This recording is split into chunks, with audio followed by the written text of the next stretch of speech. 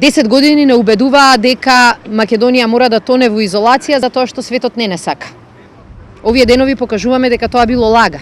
Покажуваме дека светот знае да ги цени напорите кои што ги направивме изминатава година и за само кус временски период успеавме државата од изолирана да ја направиме пример за успех на Балканот. Се разбира дека ова беа првите чекори, клучна е одлуката која сите ние како граѓани ќе ја донесеме на 30 септември. За да имаме поквалитетен живот во Пробиштип, за да имаме повеќе пари за сите наши општини, за да имаме шанса и старите долгови да ги враќаме, но и да вложуваме во нови проекти, многу подобро тоа ќе го направиме како членка на НАТО алијансата и како членка на Европската унија.